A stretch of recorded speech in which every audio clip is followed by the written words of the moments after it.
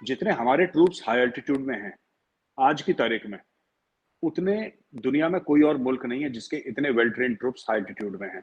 1984 से हमारे troops Siachen glacier proper में हैं, प्रॉपर ग्लेशियर पे हैं, और लाइन ऑफ एक्चुअल कंट्रोल पे हमारे ट्रूप्स हैं।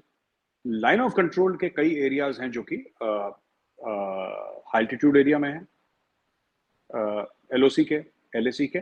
तो जितने इंडिया के mountain divisions line of control पे हैं, जो कि ब्लडेड इन बैटल हैं, जिन्होंने कन्फ्लिक्ट देखी है, जिन्होंने चीमा साहब एक लेवल पे वो इंस्टीट्यूशनल मेमोरी है, वो अमेरिका की भी नहीं है, वो रशिया की भी नहीं है, वो चाइना की नहीं है, पाकिस्तान किसी और मुल्क की नहीं है जितनी इंडिया की है।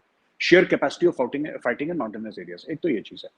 दूसरी चीज ये भी है कि transfer of technology, of course transfer of technology की भी बात चल रही है, और कई ऐसी चीजें हैं नेवी में जिसकी खबर आ रही है कि America is agreed to transfer of technology.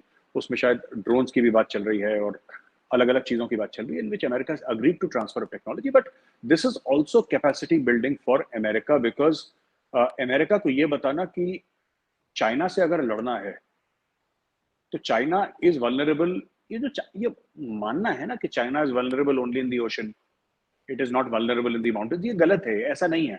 Anybody can be, India can be vulnerable in the mountains, Pakistan can be vulnerable, China can be vulnerable.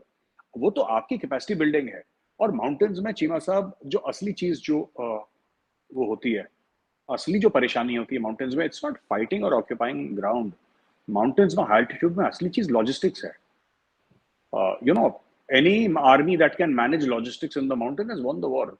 और हमारे लॉजिस्टिक्स इस मामले में चीमा साहब, इट्स हमारी जो लॉजिस्टिक्स ट्रेन है या इकोसिस्टम है लॉजिस्टिक्स का, चाइना तो अभी अभी आई है ना, 2 ढाई 3 साल पहले। उनके तो बॉर्डर गार्ड्स पेट्रोल कर रहे हैं, चाइनीज आर्मी तो अभी आई है, स्टैंड ऑफ तो अभी हुआ है। पहले वहां पे बॉर्डर गार्ड्स थे, चाइनीज आर्मी तो पीछे थी, हमारी आर्मी तो वहां पे 50 60 70 साल से लगी हुई है वहां पे माउंटेन्स पे। तो are systems for mountain warfare are 50 60 70 years old. So we have that much more experience in fighting in the mountains. Having said that, Cheema साहब, मुझे ऐसा लगता है कि ये बड़ा सॉलिड मैसेज है, स्ट्रेटेजिक मैसेजिंग है। और मतलब even in China, because the Chinese army has not fought in these high altitudes for a very very long time. 62 के बाद, 1962 के बाद कुछ लेवल 67 कह सकते हैं, which was a limited conflict Nathula के आसपास, मैं उसको मेंशन अभी नहीं करूंगा। बट चाइनीज आर्मी लड़ी नहीं है चीमा साहब इस हाई एल्टीट्यूड पे, they have not attacked. Even in Kargil war, even in Kargil Pakistan defended, Pakistan ने ऑक्यूपाई करी थी हाइट्स, और उसके बाद असॉल्ट इंडियन आर्मी ने करा था। The assault was Indian army. So Chinese army does not have the attack in mountains जो है ना चीमा साहब, ये अपने आप में एक पीएचडी थीसिस का एक टॉपिक है। Attack in mountain, defence in mountains, logistics in mountains, ये अपने आप में एक पीएचडी का थीसिस है। ये बहुत बड़ी चीजें हैं। कभी आप लोग, हम लोग ऑफलाइन मिलेंगे तब वील डिस्कस दिस। ये बड़ा एक कॉम्प्लिकेटेड चीज है, और I understand a very very small part of it. I don't understand it fully, I understand a very small part of it.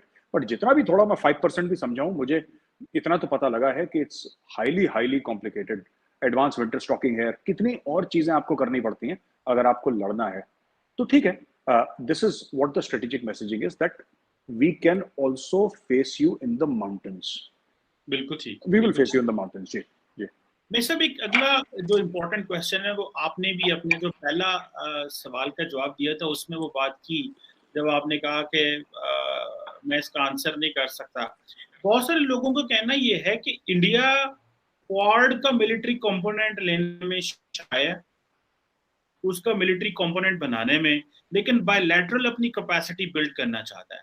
So it means कि India is going to be a shy power, क्या मतलब एक जिसे ऐसी या confuse एक पार है कि उसको किस तरह आइंदा आने वाले दिनों में अपने आपने जो मिलिट्री कार्ड्स हैं या जो अपने डिफेंस कार्ड्स हैं वो खिते में खेलने हैं, जबकि खिते के अंदर इतनी बड़े पैमाने पे जो है वो डिफेंस के हवाले से प्रोक्योरमेंट्स हो रही हैं, मूवमेंट हो रही है, जो है जिसे आप कह रहे हैं कि अमेरिकन, चाइनीज और सब जो है वो जापानीज इवन लगे हुए हैं। तो ये जो चीज है कि बायलैटरली इंगेज करना अमेरिका के साथ मिलके, मुझे पता है इस तरह की एक जो यही एक्सरसाइज जो है में पिछले साल हुई है, तो उसी की एक ये चीज है जो यहाँ पे अभी हुई है, इससे पहले भी है 2014-16 में भी हुई है। तो आप क्या समझते हैं, ये चीज है कि कहीं ना कहीं कंफ्यूज्ड है इंडिया, और इसकी शायद ये वजह भी आप समझते हैं कि फॉर इंस्टेंस आप इंडियन आर्म फोर्सेस में जिस तरह फॉर एग्जांपल सीडीएस का होना फिर ना होना, ये डिसीजन मेकिंग में प्रॉब्लम है, जो है वो पॉलिटिकली शायद चीजें जो है वो और एंगल से देखी जा रही हैं, और मिलिटरीली जो है वो इंडिया की जो अफवाज है उसमें वो सिंक जो लाने की बात की जा रही थी वो सिंक आ नहीं पा रहा। तो इसमें जरा मैं काइंडली थोड़ा सा चीमा साहब, मुझे नहीं लगता कि India is a confuse power. मुझे लगता है कि India is always treated military as the last resort. जैसे अमेरिका मिलिट्री को फर्स्ट रिजॉर्ट मानता है कि जी आपने हमारी बात नहीं मानी, ये लो hell fire missile. We are not like that. We will give diplomacy a chance, and हम तो चाहते हैं कि जंग ना हो। पीस लविंग पावर है, हम लोग कोशिश करेंगे जहां तक पॉसिबल है वहां तक नेगोशिएशन से, डिप्लोमेसी से बात हो जाए। कभी कभी फ्रस्ट्रेटिंग होता है, 15 16 17 कोर कमांडर की टॉक्स हो गई, कुछ नतीजा नहीं निकला, होता है फ्रस्ट्रेटिंग, लेकिन ऐसा नहीं है।